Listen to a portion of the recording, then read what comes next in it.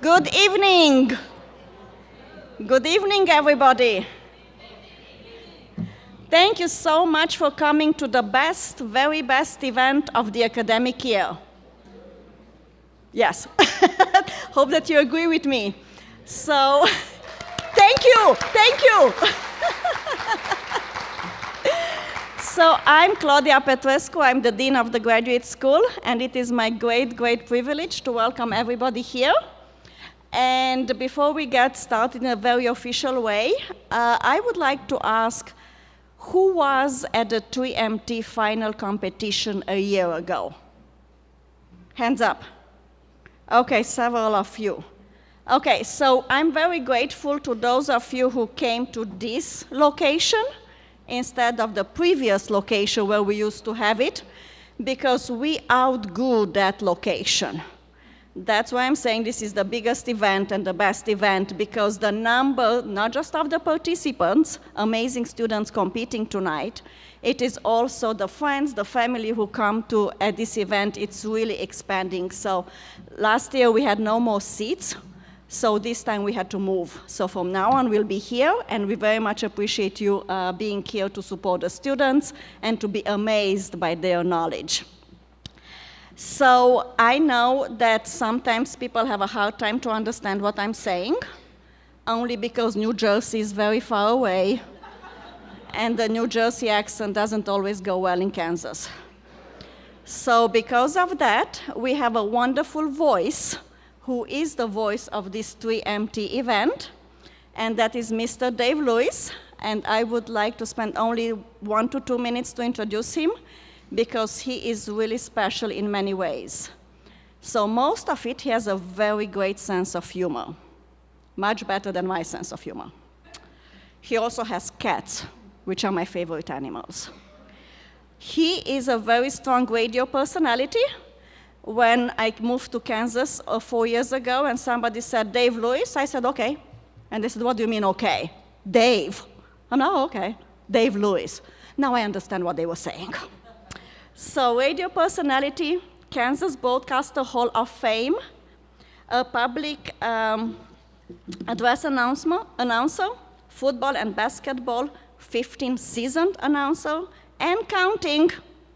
He's a game show host, so if you plan any game nights, please let him know. Podcaster, and he has just officiated, or practically was the voice at the 1,000th wedding. Now, I have to tell you, we are also trying to encourage graduate students to make friends, hoping to have a wedding around here in the grad school. So just FYI, he has practice. So, I would like to give you Dave Lewis, who is going to be the voice of the event. And again, thank you for being here.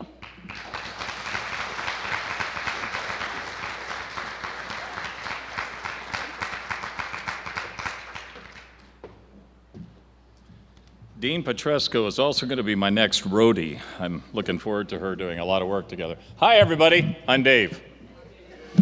Welcome.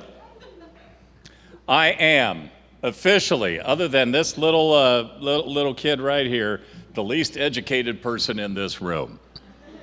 And I bring that with a great sense of, well, I guess not pride, jealousy maybe, but there is so much brain power in this room. And one of the things that, when I talk with, even with the judges here tonight, we get the opportunity to hear some of the smartest people that we have at Kansas State University. It's really, truly mind-blowing what these young people can do. And so I'm excited to once again be a part of 3MT. I have been the MC for every one of these, with the exception of that COVID year when I didn't MC squat. So certainly hope you enjoyed all the treats that they have for you tonight. Well, this is not your average research presentation event, and it's not your ordinary competition. The competition challenges graduate students to present to a non-expert audience and MC a compelling oration on their graduate research topic and its significance in no more than 3 minutes, using just one slide that you'll be able to see on both screens that flank the stage. The 3MT develops graduate students' presentation and communication skills, and it celebrates their research discoveries. 69 K-State Masters and doctoral students participated in the first round of competition on February 7th, and 12 were selected to participate here tonight in the final competition. So we're going to give them a big K-State welcome. And we're going to do it game day style.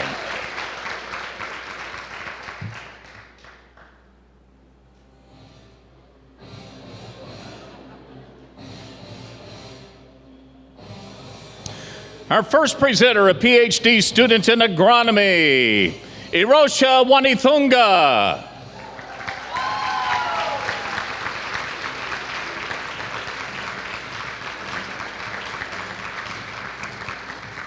She's a PhD student in security studies. Please welcome Dina Bunnell.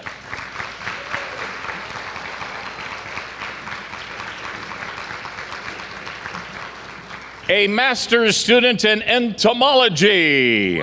Welcome, Hazel Scribner.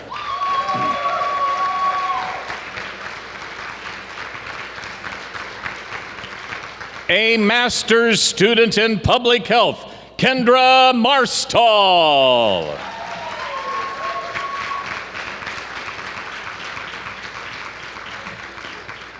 He's a PhD student in grain science. Here comes Shiva Prasad.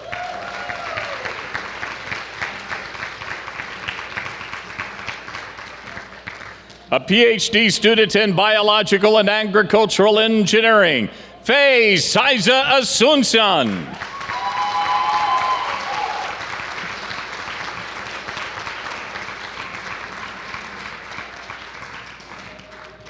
We're halfway there. A PhD student in agronomy, Megan Burns.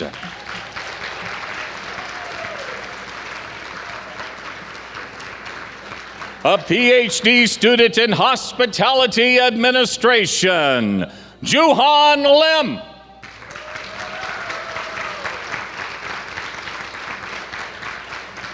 A master's student in grain science, Riley Griffin.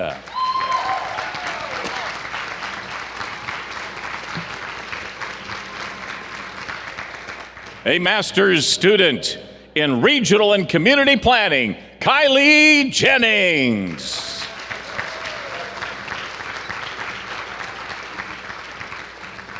A PhD student in agronomy, Indy Lopez Kaler.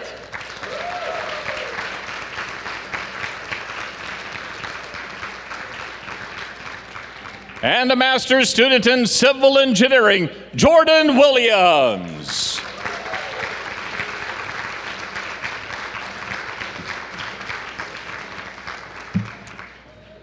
This is your home team. Make some noise, K-State.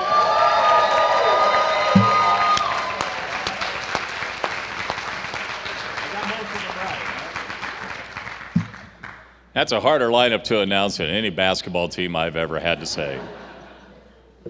You can go back to your seats now. Good luck to all of them. We have some terrific people that are serving tonight in the capacity of judges, and this is probably more difficult than any other judging competition there may be. So we'd like to introduce them to you. First, we have the Mayor Pro Tem of Manhattan, Dr. Susan Adamchak.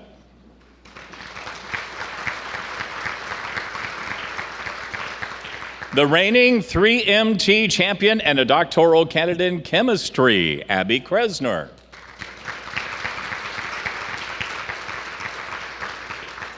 The president and CEO of the Manhattan Chamber of Commerce, Jason Smith.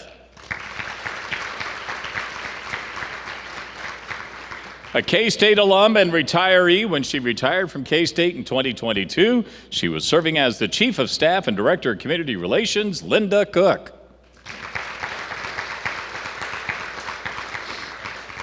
She's a retired banker, a K-State alum, and the area's largest collector of K-State Santa Clauses, Laree Shope.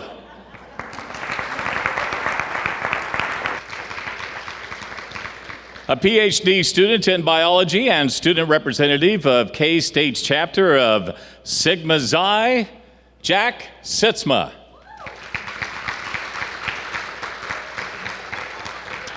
And finally, representing K-State's College of Agriculture, the college with the most students participating in the 3MT. Little delayed response. No bonus points. But you may finish the candy on your tables as your reward. She is the Associate Dean of Research and Graduate Programs and Research Director of K-State Research and Extension, Dr. Jane Hsu.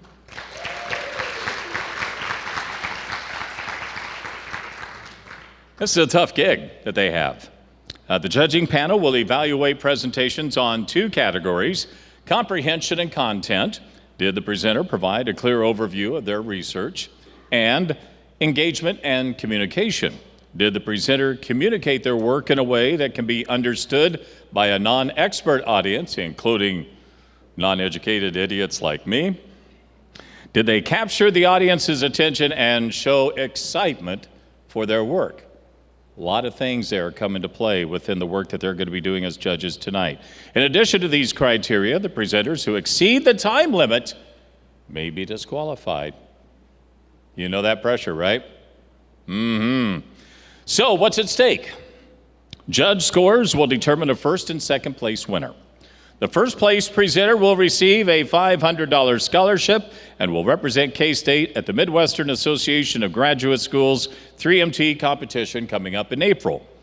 The second place winner will be awarded a $250 scholarship. And finally, a third group of important people here tonight is you, the audience. You will select the People's Choice Award winner, who will receive a $125 scholarship, and we'll share more information about voting after the presentation. In fact, you have the table cards that has the names of our presenters, and I believe the QR code is on it. That's a different QR code. Don't use that one for judging. That'll be up on the screens, right? But there's information on the QR code that's on your table tents. Yes, okay, good. Sometimes I kind of wing it. Sorry, Megan. So, are you ready?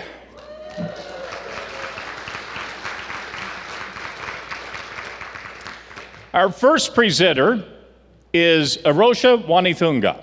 He is from Sri Lanka, a PhD student in agronomy. Arosha's research focuses on soil greenhouse gas fluxes. His heart beats to the rhythm of percussion. He's deeply connected to drum rhythms and cultures worldwide, including those from his Sri Lankan heritage.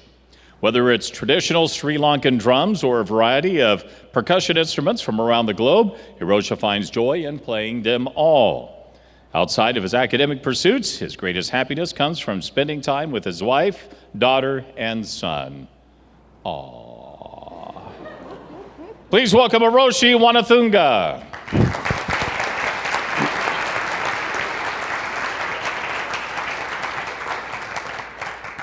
Thank you, Dave. Sounds good.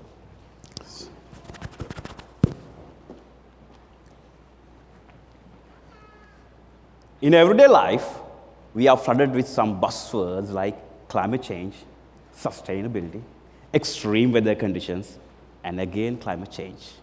Those are not just trending topics. Those are real critical issues that we are facing right now and in the future for sure. When we are talking about climate change, it is really important to know about the greenhouse gases. I'm pretty sure many of you are familiar with carbon dioxide. Yes? Yeah, carbon dioxide is one of the famous greenhouse gas in the world. But there's a one greenhouse gas always flies under the radar. That is N2O, nitrous oxide. Why nitrous oxide is important?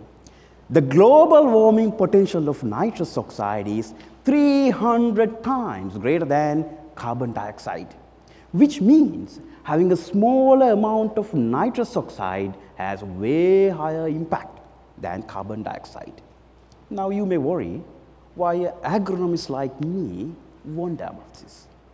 Let me tell you, in United States, 75% of nitrous oxide emission is originated from agriculture. And how? When we use excessive amount of nitrogen fertilizer in agricultural field, some of them are released as nitrous oxide. So we need to find a way to fix this. In our research group, we use nitrogen fixing microbial applications. What are nitrogen fixers? Picture this. There are specific microbes that living in the soil, they take nitrogen from the air and they make it available for plant, just like fertilizer. We call them biofertilizer. So we use those nitrogen fixing microbial application in cornfield.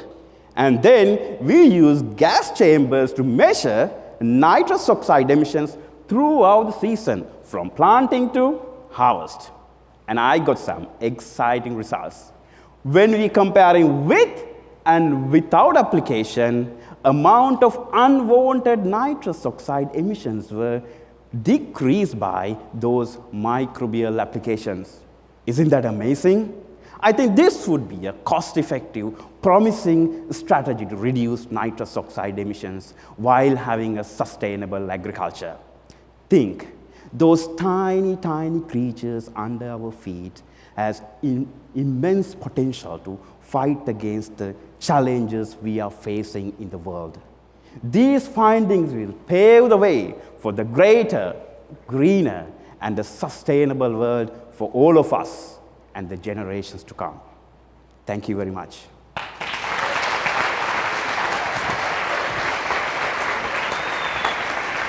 Thank you. This is the 9th year of K-State's 3MT. So the graduate school has interesting stats to share throughout the night. 2023 was a record-setting year, and records continue to be made this year. The first round of competition included 69 participants. That's the largest participation since K-State's first 3MT, which was held in 2016. These students represented 7 academic colleges and 28 graduate programs. We also have a couple of programs making their first appearance in the 3MT, one of which is represented by our next presenter. Dina Bunnell is a PhD student in security studies from Garnett, Kansas. She grew up on a dairy farm and comes from a K-State family, including her great-grandfather and grandmother, who graduated from K-State in 1915. Woo! Being a grad student is actually Dina's side gig. She's also Associate Director for Research and International Initiatives for K-State's College of Agriculture, and she teaches the capstone course for the Global Food Systems Leadership Program. She spent most of her pandemic living and working in Northeast Nigeria, something that you will be hearing a little about shortly. And she did that before she came back to K-State. She's also worked in Afghanistan for the U.S. Department of Agriculture. Would you please welcome Dina Bunnell?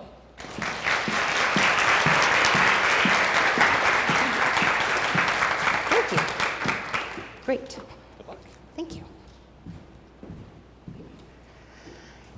In April of 2014, a violent extremist group called Boko Haram kidnapped 276 schoolgirls in the town of Chibok in northeast Nigeria. It captured international headlines and spawned the rallying cry to bring back our girls. What the news didn't capture is that many of those schoolgirls were farmers' daughters. Later that same year, Boko Haram attacked the town of Michika, about 60 miles from Chibok. They burned homes and businesses, they blew up the local bank, hundreds were killed, and thousands fled. Nearly all of them were farmers. There's a critical link between conflict and rural agricultural communities. In many low-income countries, farmers are among the poorest and most marginalized in society. And prior research shows that the poorest are the most likely to support and be impacted by civil war and violent insurgencies. This continuing cycle of violence and poverty is what's called the conflict trap. And so my research seeks to look at, if we focus on these rural communities, Can we build economic agricultural development in a way that builds resilience, builds an ability to withstand shocks and adapt to those stressors in a way that allows us to break this cycle of violence? So let's return to that town of Michika in northeast Nigeria, where many farmers have returned to their homes. My research looks at an impact evaluation from 2019 to 2023 of farmer groups in farmer cooperatives. And so using a random control trial model, households in 4 villages were surveyed and participated in a program that provided training in financial literacy, nutrition, agricultural development, livestock production, and agricultural marketing, and provided loans for seed and fertilizers. 4 nearby villages that did not participate in the program were surveyed as a control. They measured resilience using a set of economic and social indicators. And so what did we find? Farmers that participated in the program had more access to cash savings, were better able to meet their basic needs, and were more likely to use agriculture and livestock production for income and not just subsistence. These farmers showed higher overall levels of resilience, and especially in their ability to absorb to shocks and to adapt to challenges that came their way. So why does this research matter? Because if we can find the tools and the resources that allow communities affected by conflict to recover, meet their basic needs, and build their resilience, then we can break that cycle of violence. And we can build a world that is safer not only for those communities, but for us all. Thank you.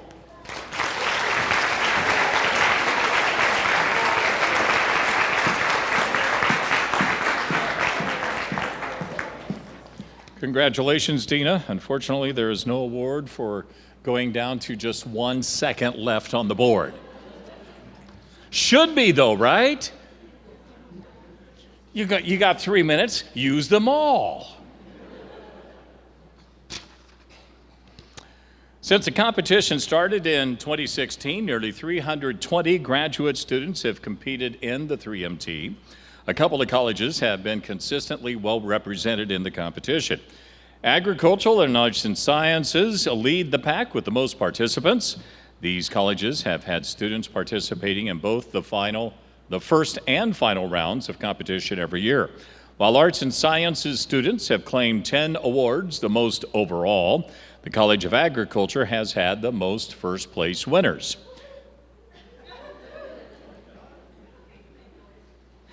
Oh, I heard you, doctor. So much for being verbal about your particular interests. In fact, okay, you want to do it again? Here's the next one. In fact, agriculture won the 3MT for 3 straight years. From 2020 to 2022, the streak was broken last year with Abby Kresner,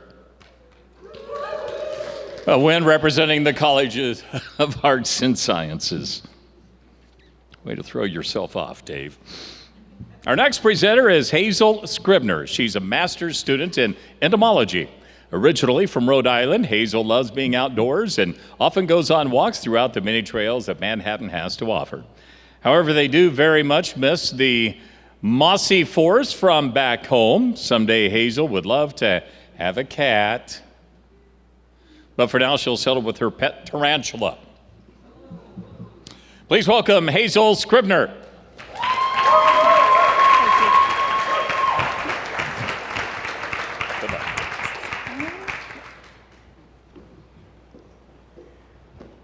I want you all to imagine a future with a more sustainable crop system. This system requires far less water than our modern agriculture, and it also requires minimal human maintenance. Basically, you plant it and then you can harvest it year after year. No need to re-sow the fields.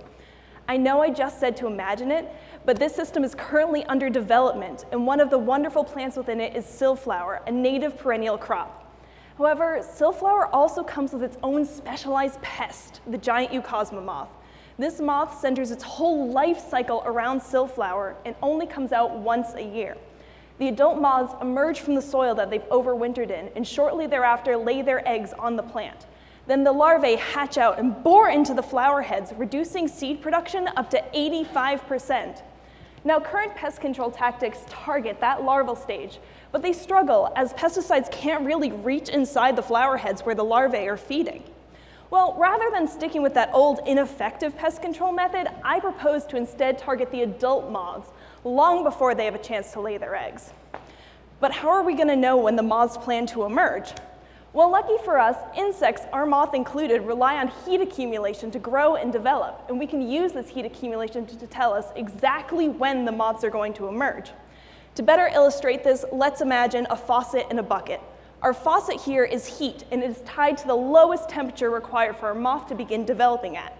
Now, every time that low threshold is either met or surpassed, our faucet will drip. And it drips proportional to how much hotter than that initial threshold our current outside temperature is. So a few degrees over, the faucet will drip a little, but those horrendously hot summer days will lead to gushes of water. Now, our bucket here is marked with fill lines denoting how much heat accumulation is required for the moth to reach those certain developmental milestones, of course, emerging being the first one. If we take that bucket and slide it under our faucet, we can watch in real time the heat accumulate and come closer to our moth emerging. Of course, this may not seem like a big deal, but it's actually huge, as those fill lines on the bucket will never change. Only the rate in which the water fills to them will. So year after year, we can use the same method to tell us exactly when the moths are going to emerge. Of course, we don't actually have a magical bucket and a faucet, but we do have a model that only requires you put in the daily temperatures, the highs and the lows, to spit out exactly how much heat accumulation our moth has experienced. Now, using this, we are able to not only use less insecticides, as we are not treating the fields weeks in advance, hoping that maybe we'll catch the moth off guard and have the fields treated in time, but we will also, of course, not be caught off guard, and the moth will be, we know exactly when our moth will be in the field. And I hope through all of this, I've been able to show you that pest control can be buckets of fun. Thank you.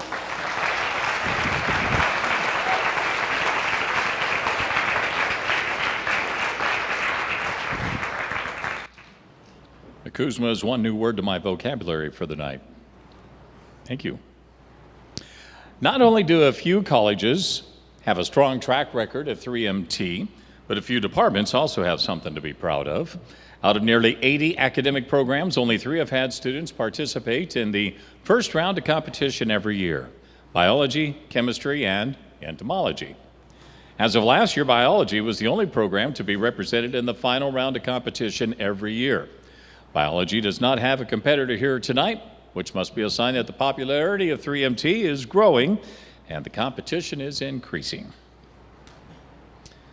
Our next participant is representing K-State's Master of Public Health program, and she is Kendra Marstall from Murphy, Texas. Kendra is a former K-State cheerleader, and she also speaks French.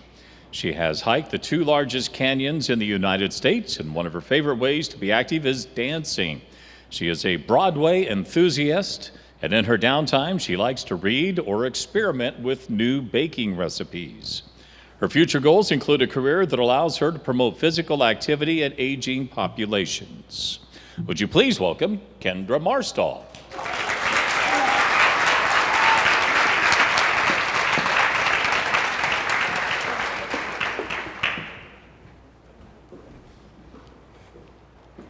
Old age, what is it? Believe it or not, we're all aging, even right this second. So I want you to picture yourselves growing older. Are you traveling around the world, starting a new hobby? More importantly, are you physically active? Physical activity plays a critical role in the aging process and often leads to a healthier aging experience. Now, where do you see yourselves aging? Many of us want to age in place, but statistically speaking, 70% of those 65 and older end up needing long-term care at some point in their lives. So what is long-term care? Well, long-term care is nuanced and exists on many different levels, but for today, we're talking about assisted living and skilled nursing facilities. When we think about long-term care, we may have some preconceived notions about these settings, especially in terms of physical activity. Past research shows that physical activity within long-term care environments is low for a variety of reasons, but few studies have reviewed this through a rural geographic lens. Thus, I examined the barriers and facilitators to resident physical activity participation in rural long-term care from an administrative perspective. I took this approach because historically including this level has led to more sustainable change. Using a mixed method study design, I created a list of all rural long-term care facilities across the state of Kansas. From there, I had a list of 79 facilities, and I contacted them all. I sent the survey to those in administrative positions and conducted follow-up interviews. 31 facilities responded to the survey, and results showed that facilities value physical activity as something important for the residents. However, many barriers arose.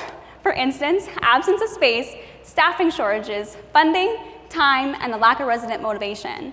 Respondents noted that increased funding, additional staffing, greater family and resident involvement, as well as dedicated space, enhanced programming, and more outdoor opportunities would improve physical activity participation.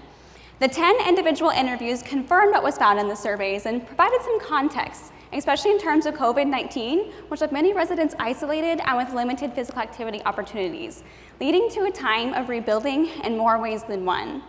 Notably, the interviews revealed that older adults can do more than we give them credit for, and that a critical component to promoting physical activity in rural long-term care is including an element of fun. This study helps us fill in the gaps that existed in current literature. We now have a better idea of what barriers and facilitators to resident physical activity look like in rural long-term care, which then allows us, as practitioners, to provide strategies and recommendations to increase physical activity. Remember when I asked you to envision when you see yourselves aging? Well, long-term care is in many of our futures, and adding an element of fun may be one way to ensure that long-term care is a place that promotes physical activity, movement, and well-being.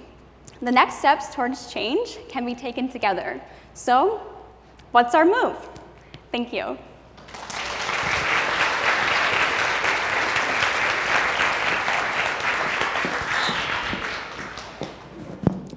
It's refreshing that we have students like that that are looking out for the future of the dean and me. As I introduced presenters earlier this evening, you might have recognized some names if you had attended last year's 3MT competition. We have another record that we set tonight with having 3 students that are returning finalists, and one of those returning finalists is our next presenter. From India, Shiva Prasad is a PhD student in grain science. When he's not in the lab, Shiva likes to spend time with friends hiking, sitting around campfires, and traveling. He also enjoys pampering his cat, Raya. Did I get the cat's name right too? Man, I'm knocking it out here. Looking ahead, Shiva envisions himself as an academic working at an interface of science, technology, and policy to advance food safety initiatives. Would you please welcome Shiva Prasad.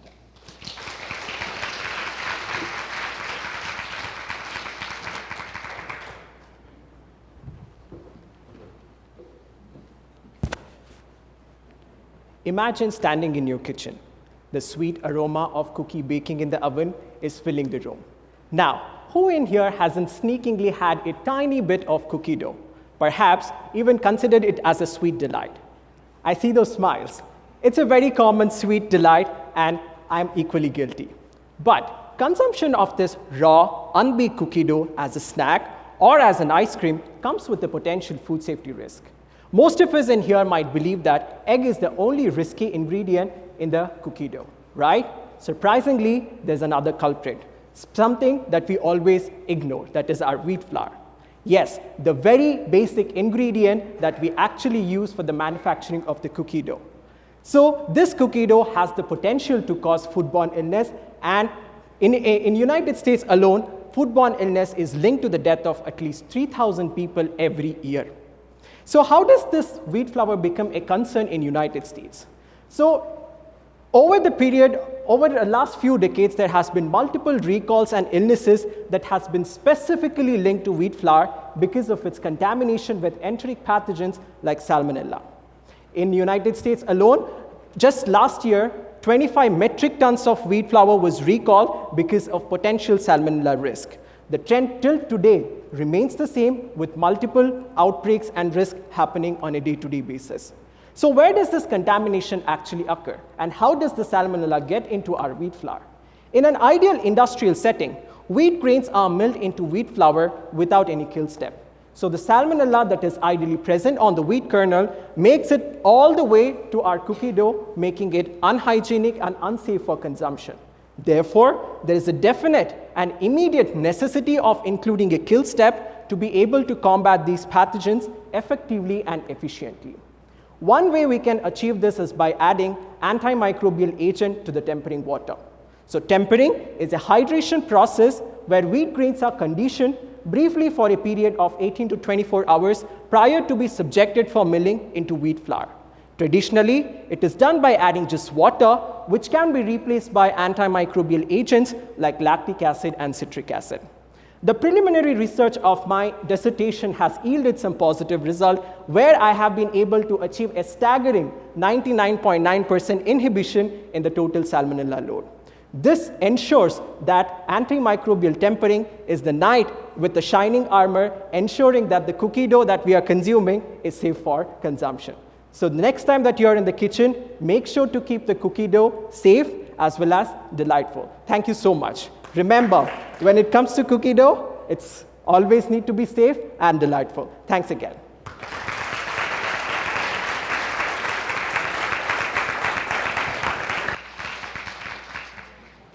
As for me, I like my cookie dough and ice cream.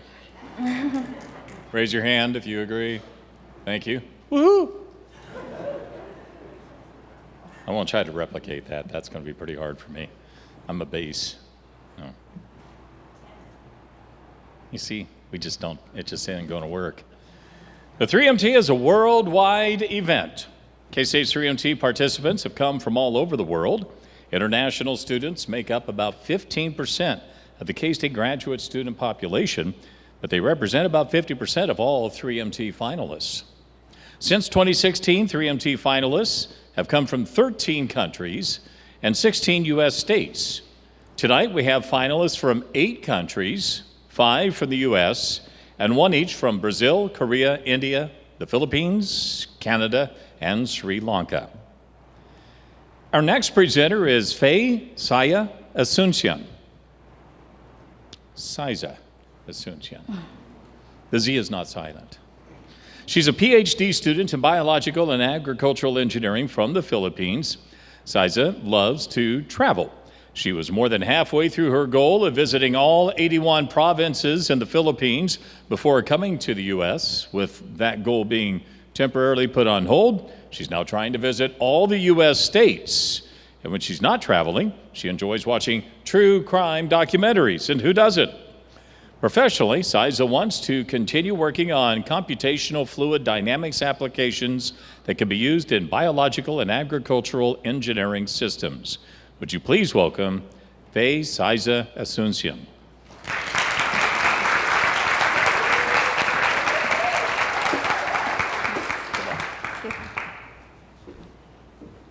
Have you experienced checking your pantry because you are craving for a particular food, then you see these tiny bugs in your food container? Well, some bugs can be additional protein source, but not this type. These bugs, also called stored product insects or pantry pests, thrive in and contaminate our food, make them unfit for consumption. So there's a strong need to control them because they are a threat to food safety and significant financial losses. Aerosol insecticide application or fumigation is a widely used method to control these pests. Now, sprayers produce different particle size and spray patterns. Look at those nozzles. One produces narrow spray plume at higher pressure. The other produces wider spray plume at lower pressure. Now, this spray pressure determines how strong are we releasing our insecticide and how fast are they spreading in space. As for the size, are your insecticide particles too big that they just settle immediately? Big enough to move around and hit your target? Or too small that they just continually float and not hitting any target? Our study aims to improve insect control method by determining the most effective sprayer system and condition. Our approach is to use this computer modeling technique called computational fluid dynamics. With a computer program, we can develop a model that represents our experiment or an actual operation of a facility. A valid model mimics the airflow and can predict the motion of individual insecticide particle, from the release point, as it moves in space, changing direction because of structural barriers, up to the point where and when it settles. Look at the blue lines there. Those are the predicted tracks of particles as they move down due to gravity, either hitting the target, which is the dish, or move past it. The model showed that the larger particles settled on the dish better than the smaller particles. Now, by simulating different cases, we can determine the most effective system and condition. Which nozzle, flow rate, pressure combination will give me large enough particles that will reach my target, the most even distribution, and the maximum coverage. Where do I position my insecticide sprayer? Should it be flat, angled? How much insecticide is effective enough to kill the bugs? All these and more questions can be answered with a valid model. And with this improved system, we are more effectively targeting this insect and their threat to food safety and financial losses. And by eliminating them in large facilities, we too are eliminating them in our pantries. Thank you.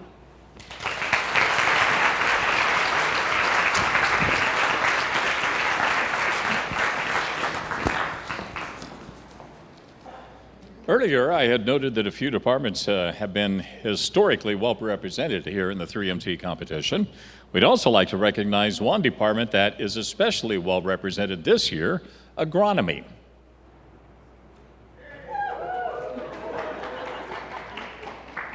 Don't make me roll my eyes again. In the first round of competition, the department had 13 students competing. No other department has had this level of participation in any given year of 3MT at K-State. The next closest is grain science and biology, which have each had 8 students competing in a single year. The engagement from agronomy is evident tonight. The presentations kicked off with Arosha from agronomy, and up next is another PhD student in agronomy, Megan Burns. Originally from Winnipeg, Canada, Megan is a living definition of never say never. She said she would never do research or work outside, and now she's doing it for a living, and she loves it. She also promised her mom that she would not leave home and fall in love, and now she's engaged to an American. One other thing, she said she would never live where there are tornadoes. Welcome home. You get the idea. Megan is excited to finish her PhD program here and see what other unexpected twists life has in store. And if she's learned anything, it's to embrace the chaos and enjoy the ride. You may never know where you might end up. Would you please welcome Megan Burns.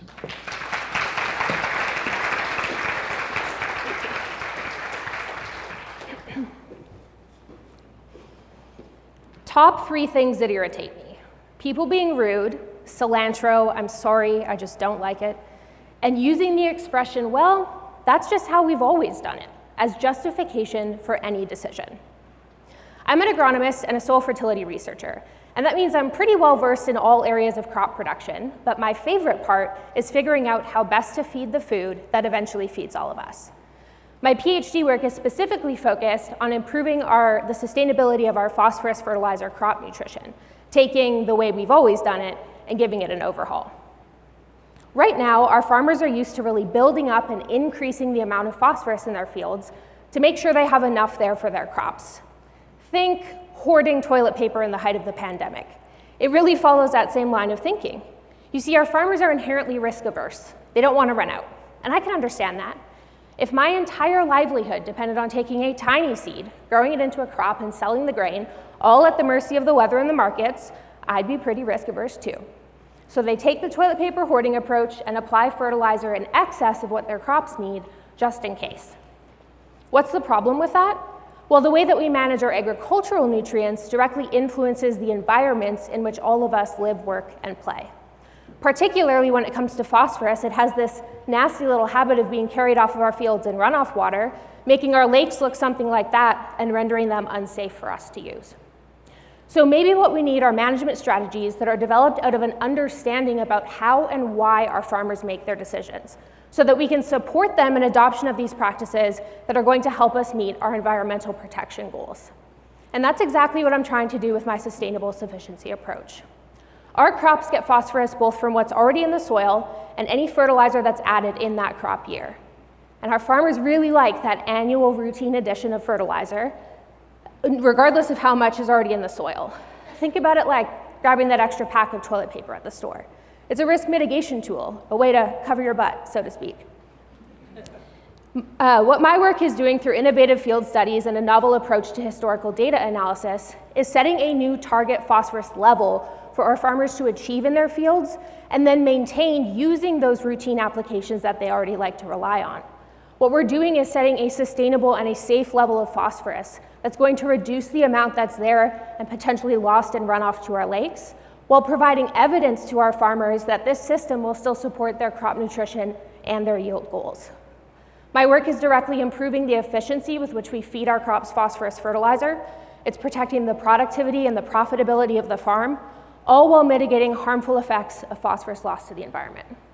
So next time you're tempted to say, that's just how we always do it, I challenge you to ask, how can I do this better? Thank you.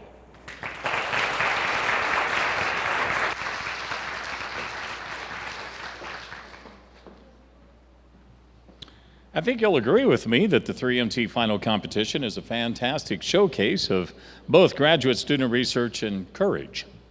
We've seen outstanding presentations tonight. We have a few more to go, and you have seen how much work it takes and the dedication that's involved in creating these presentations. But it's also highly probable that we should recognize the strong mentoring that they receive from K-State graduate faculty. So let's take a moment to recognize the faculty mentors of tonight's finalists. And if any of these faculty members are present, would you please stand so that we can give you a round of applause and share a little bit more about faculty members after our next presenter.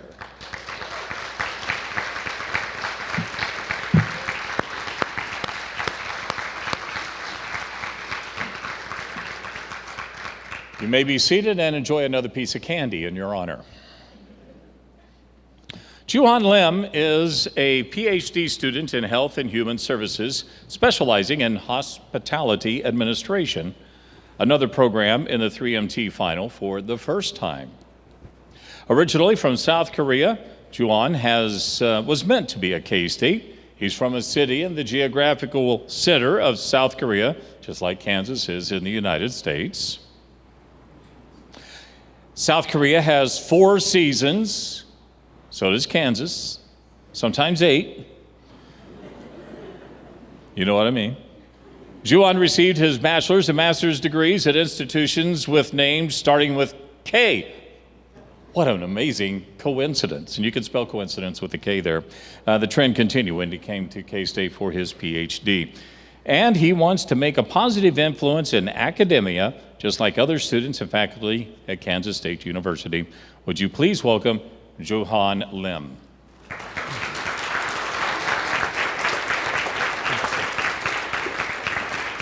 Good luck. 420,000. What does this number mean to you? 420,000 is the number of employees that hospitality companies are struggling to hire in the field. This may affect your life as well when you try to enjoy your time at hotels and restaurants. So, what makes this huge gap in the labor market? Someone might think high labor intensiveness, low pay, and limited benefits may cause this huge gap in the labor market. However, these problems are not easily improved by companies because of limited resources available at the companies. Still, one of the most effective ways to reduce this labor gap is to find out and hire the right people. Then, how can you find them? While there are various factors that might be helpful to find out the right people, hospitality companies commonly pay attention to employees' personality traits. Personality traits are critical because employees' attitude, communication skills, those are the main drivers of customer satisfaction and service quality. However, the problem is that job candidates often embellish the truth and disguise their personality trait to create desired impressions to interviewers. So, to address this issue, my dissertation aims to predict job candidates' personality trait based on their subconscious behaviors. The most exciting thing about my study is that machine learning techniques automatically identify and measure job candidates' personality trait. That is, linguistic features, acoustic features, and facial emotions without human bias. So by conducting 50 mock-up interviews, facial emotions were found to be the most powerful predictor of job candidates' personality trait. Moreover, facial emotions were the only one factor that has significant effect on the hiring decisions made by interviewers. So based on this result, I would like to suggest that employers should pay more attention to job candidates' facial emotions to better understand their personality trait and make better hiring decisions. So now, are you ready to hire the right people? Thank you.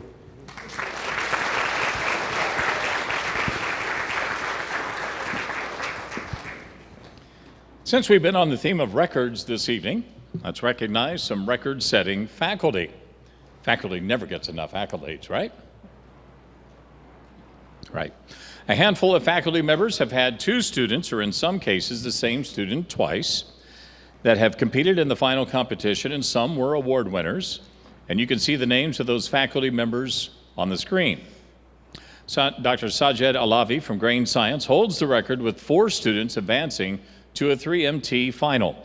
One of Dr. Alavi's students, Marine Iftikhar, was the 2022 winner and People's Choice awardee. Last year, Dr. Alavi had 2 students competing, Tucker Graff and Conrad Cabus. And the 4th student, Riley Griffin, is our next presenter. Congrats and thank you to Dr. Alavi and to all the faculty who have supported your students in events like 3MT here at K-State. Riley Griffin is a master's student in grain science. Originally from Lenexa, Kansas, Riley loves photography and cooking. A fun fact about Riley, she has an extra bone in her right foot. I don't know how you put that on a resume. After earning her graduate degree, Riley would like to work in research and development for a pet food company such as Hills or Purina. Would you please welcome Riley Griffin?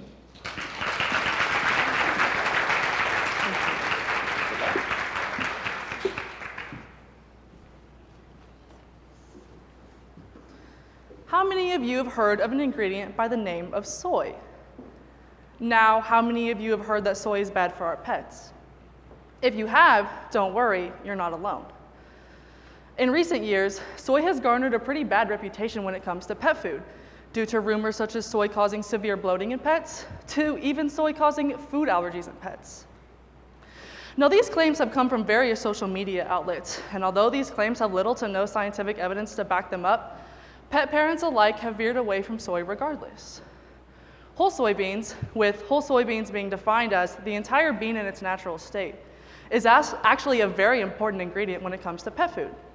This is because they have high levels of protein, fat, and fiber, all of which are pretty important when it comes to feeding your pet.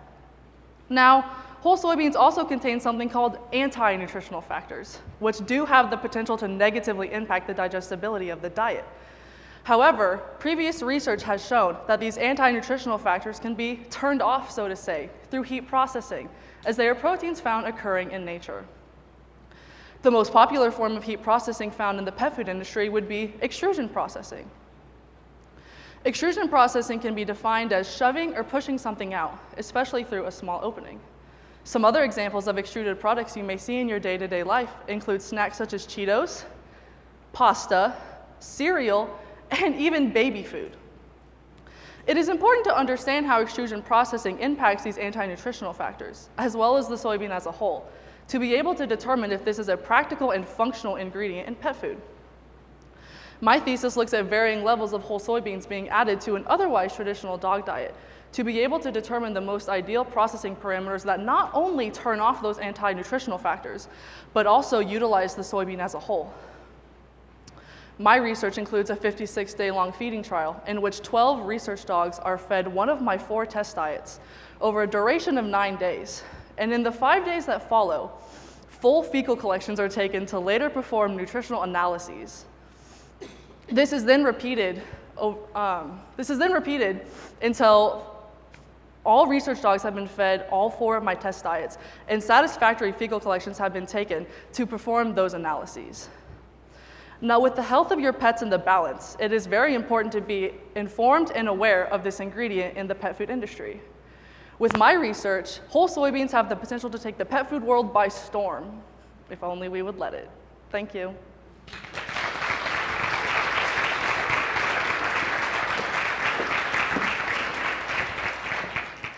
Coordination of K-State's 3MT was led by the graduate school, and they would like to acknowledge others who have made important contributions to make this event possible tonight.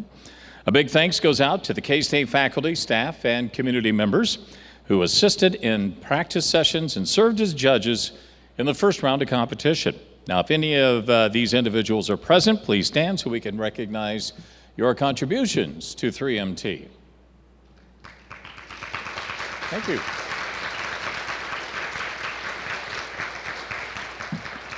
Let's also recognize the graduate student volunteers who are assisting with tonight's event and those who assisted with the first round of competition. Will these students please rise and be recognized?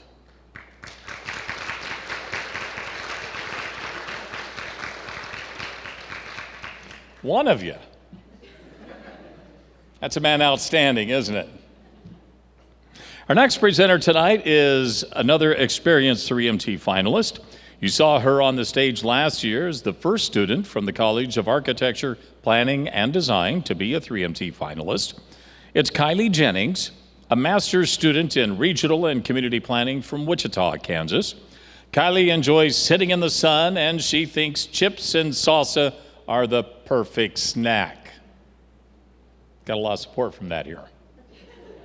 She's looking forward to traveling to New York and Minneapolis for conferences this spring, so would you please welcome to the 3MT stage, Kylie Jennings.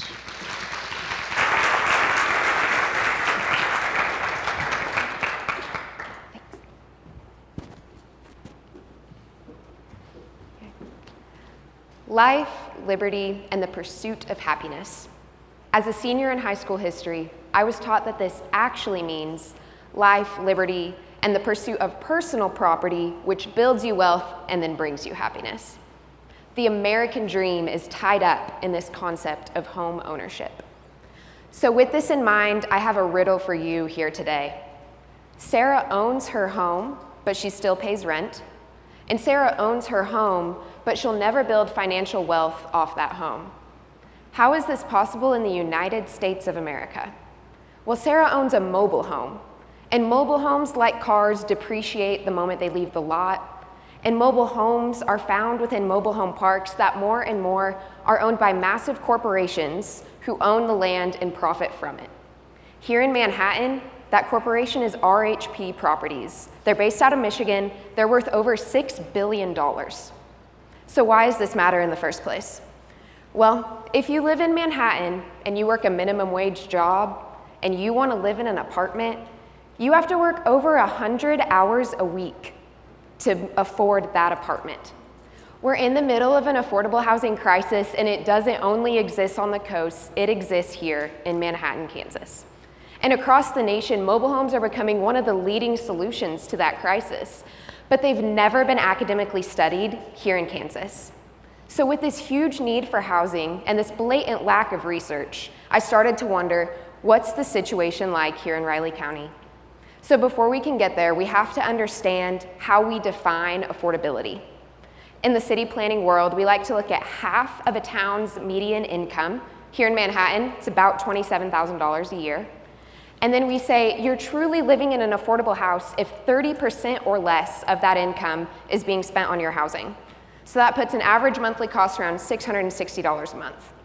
Now for my research, I surveyed over 100 people and interviewed nearly 30 residents living here in town. Their average cost of their mobile home was about $1,000 a month, meaning someone needs to be making nearly 40 grand a year to sustainably live in our mobile home parks. So what this research is showing is that these mobile homes are not really that affordable. And as we've talked about, we're in an affordable housing crisis. So this research is adding a layer of complexity to our growing problem that my generation is being taxed with facing.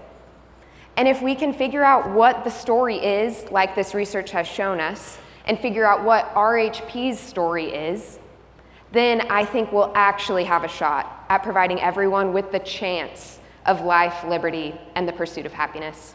Thank you.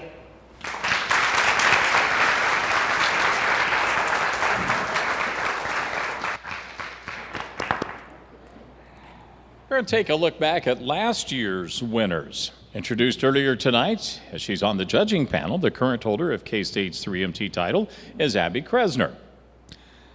Her presentation was titled Moving Brain Cancer, Studying Cells in Inexpensive Ways. Abby was also a finalist in the regional 3MT competition hosted by the Midwestern Association of Graduate Schools.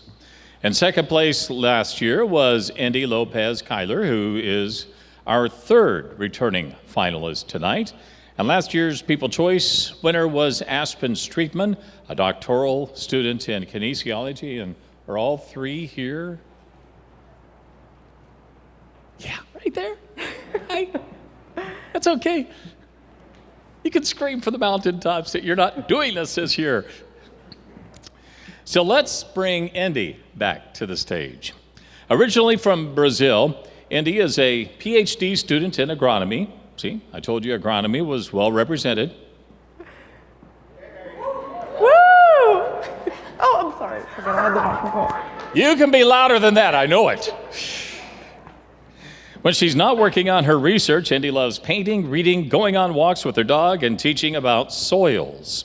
She's interested in studying soil microbes to fight climate change and food insecurity. Her long-term career goal is to become a great college professor that changes people's lives through education. Please welcome Indy Lopez-Kyler.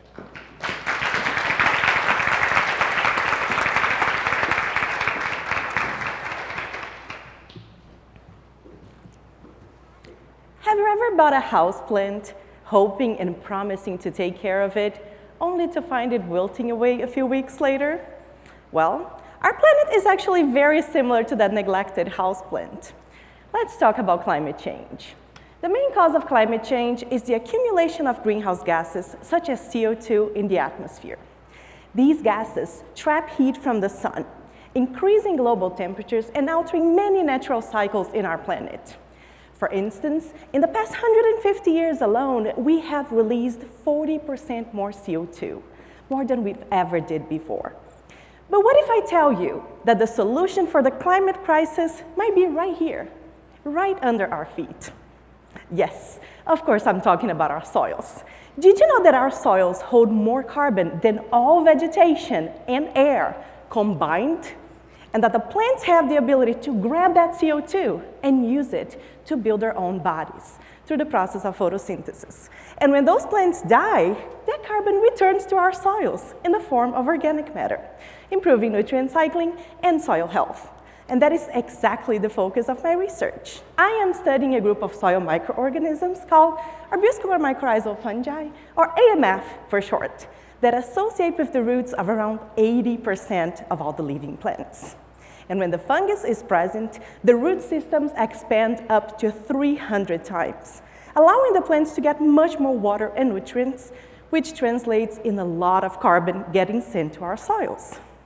But it's not all fun and games. Agricultural practices that disturb the soils, such as tillage, break down fungal structures that tend to function like a spider web, but under the ground, wiping out AMF communities. But what I've been doing in my lab is using a commercial product that add pieces of the fungus to the soils.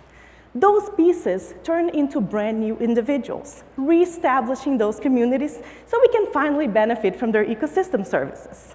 And I've got great news. My preliminary results are showing fungal communities getting reestablished and plant growth getting promoted. And it's my job for the next few years to track how much carbon can we send to our soils if we only stop treating it like dirt. Well, just like that neglected houseplant, our planet requires immediate care. It is time for us to dig deep and allow our soils to cultivate the roots of a promise of a better world for all of you, for me, and for the next generations to come. Thank you so much.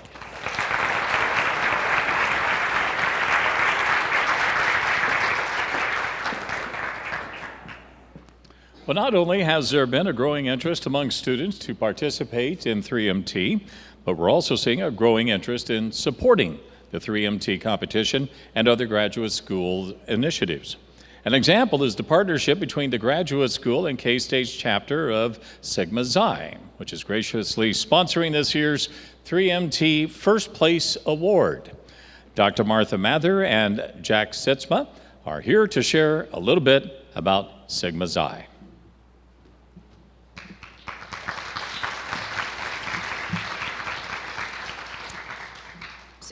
So very nice to see you all here and hear all these great presentations. I'm Martha Mather. I'm the past president of Sigma Xi Kansas State University chapter, and my colleague is Jack Sitzma, the graduate student representative of Kansas State University chapter of Sigma Xi.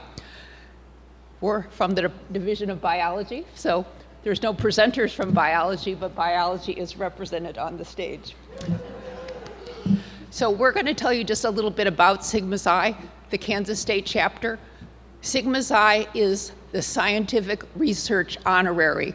It's one of the oldest and largest scientific organizations in the world. It's over 125 years old. Over 200 Nobel Prize winners have been members. Unlike other professional organizations that operate primarily at the national, international level, Sigma Xi operates primarily at the local chapter level, and the chapters are at universities, research centers, government agency research centers. And so the Kansas State chapter of Sigma Xi offers a very unique opportunity for scientists and engineers with different training and from different departments to work together professionally. So we think it really fits well with some of the goals of our Next Generation Land Grant University strategic plan. So with that background, Jack is going to tell us a little bit about what Sigma Xi did last year. Yeah, so on top of sponsoring events like this, sponsoring students and professionals, we have also hosted a couple speakers. Two speakers from Sigma Xi giving very broad but very good talks to the university and to the local community. One on diversity in science as well as communication in science. On top of that, we've also hosted several science cafes from people from here at Kansas State University, as well as sponsoring events like this. So again, it's a great organization to communicate among scientists and among students like ourselves here. I'm the student representative, so we really hope you all consider joining.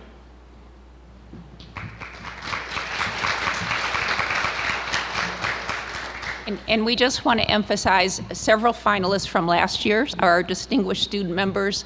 And I think also, we hope several finalists from this year will also be our members. So information on joining is on the National and KSU website. And we hope that you will join and participate in our activities here at K-State. So thank you.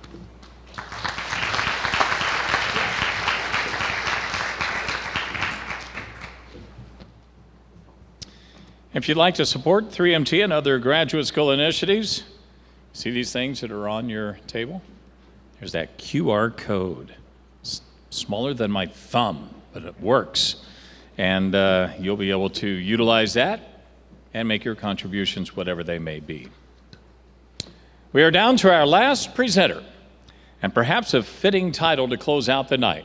Jordan Williams is a master's student in civil engineering from Independence, Missouri. He was told when presenting his 3MT presentations to his lab mates that it's very similar to how he manages his efforts in his playing of Dungeons and Dragons. The first job, Jordan? Go ahead, you can make a little more noise there, yeah. Okay. 2 out of 140, that's good. Jordan is a master's student, once again, civil engineering. His first job was on a ranch where he helped clean up after horses.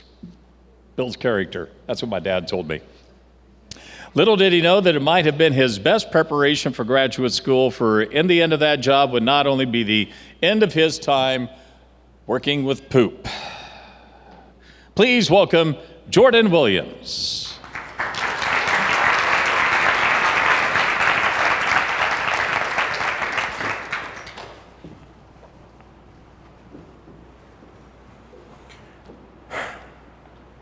Long before the dinosaurs gasped their last, methane-producing archaea and other microbes ruled the Earth. They permanently changed their environment to the point where they were pushed to the margins while other life took center stage. Now, we humans are changing our environment as well, and there's no guarantee we won't render ourselves outmoded.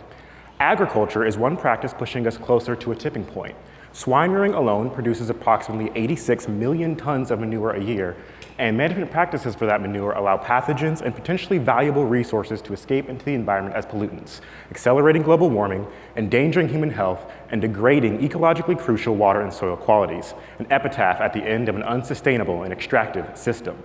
The anaerobic membrane bioreactor is one promising tool to help close the loop on poop. Manure slurry goes in, where usable water, recoverable nitrogen and phosphorus for fertilizer, and energy in the form of methane come out.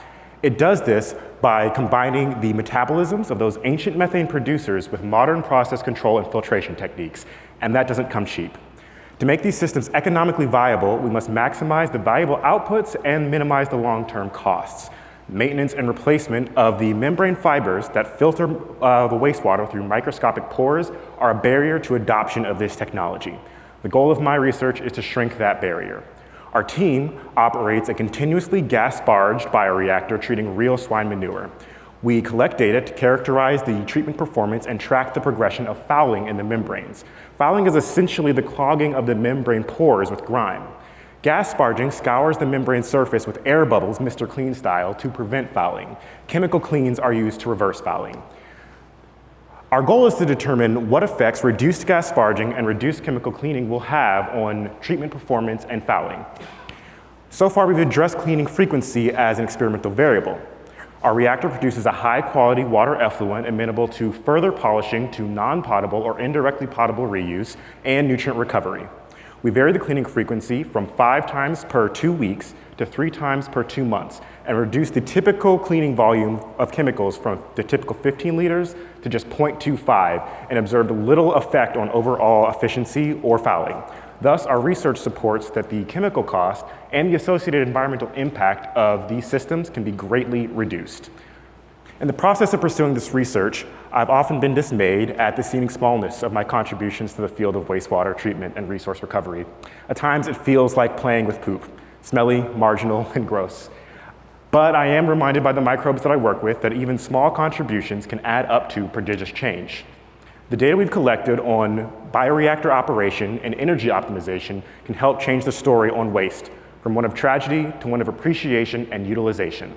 This is the end of mine and tonight's presentations, but the end need not be the end. Thank you.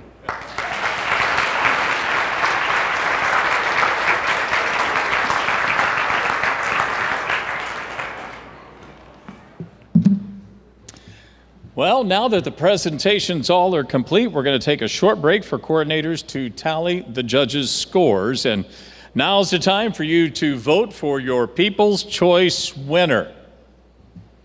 QR code on the screen. Cast your vote on a mobile device. Oh, look at you all ready to do that. It's almost like you saw a fight in Aggieville. Get that QR code, and by the way, if you don't have a mobile device and prefer the low-tech format of paper and pen, we can make that possible. We may just have you raise your hand, and one of our coordinators will bring you a paper ballot, but you can't vote twice. That would be undemocratic. Voting is limited to those present in the room. Once again, each person may vote only once. And y'all just kind of hang back tight, and we'll be back with the announcements of our winners of the K-State 3MT. Looks like we got some people over here want some ballots. Hey, good. All right. Well, the scores and the votes have been counted. Moment we've all been waiting for. All the presenters have done an outstanding job of the work that they have done here tonight, and they should be very proud of being selected as finalists for this year's competition. So at this time, I'd like to invite Dean Petrescu and Dr. Megan Miller to the stage to present a certificate of achievement to each of our presenters. And presenters, as your name is called, please come to the stage to receive your certificate from Dean Petrescu and Dr. Miller. We'll take a photo, remain on the stage for the announcement of the winners. Irosha Wanitunga.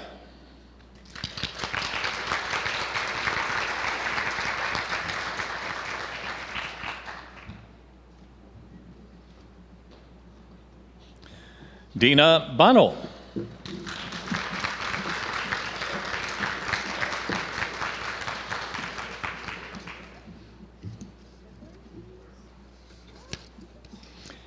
Hazel Scribner.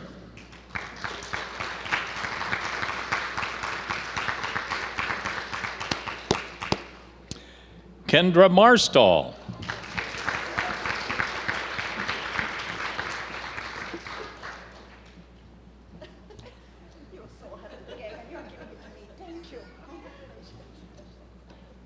Shiva Prasad.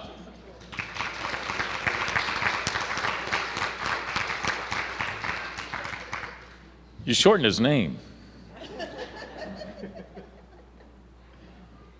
Thank you for doing that. Faye Saiza Asuncion.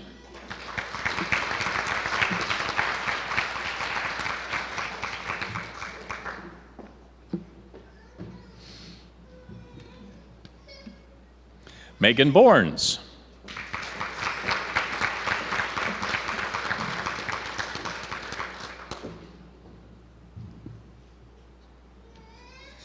Juhan Lim.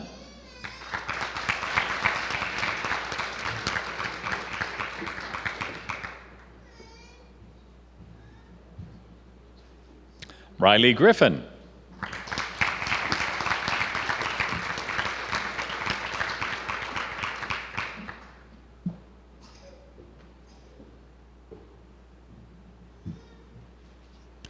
Kylie Jennings.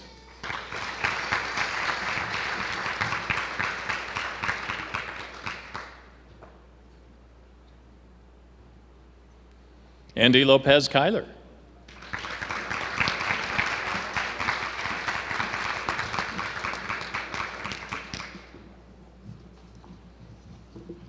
And Jordan Williams.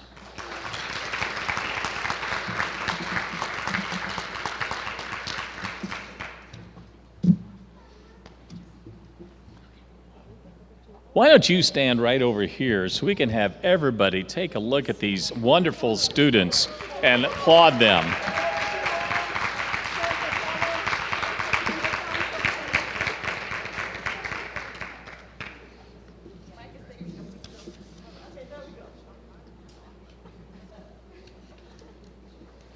All right.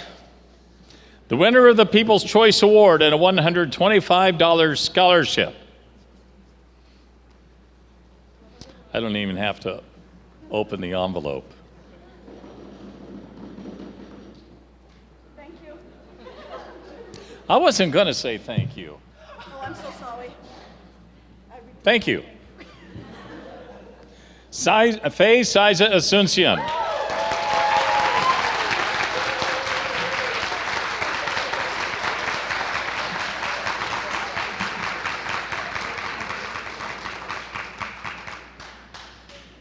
In second place tonight, and recipient of a $200 50 scholarship,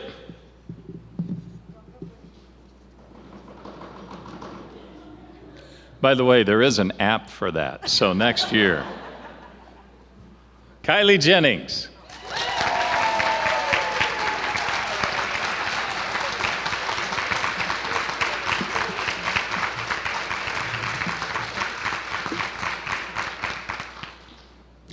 And finally,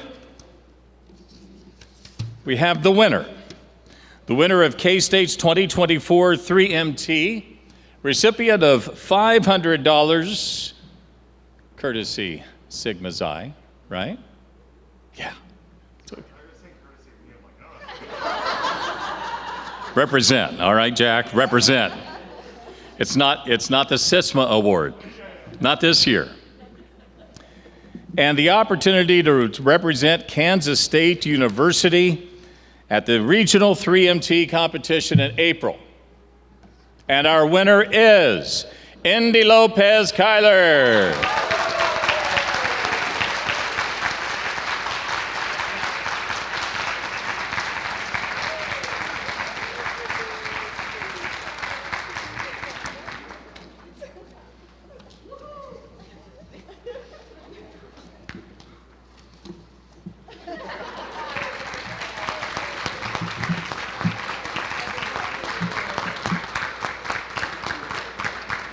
I think when we all leave here tonight, we leave inspired and proud and excited for the future of these 12 Kansas State University students in the graduate school. What a wonderful night. I hope you all learned something as well. So congratulations to all of our participants. Thanks to all those that made this night possible. Thank you to our judges. And we'd also like to have the judges convene over here in front of the stage for photographs. Thank you all for attending 3MT. Have a great evening and go Cats.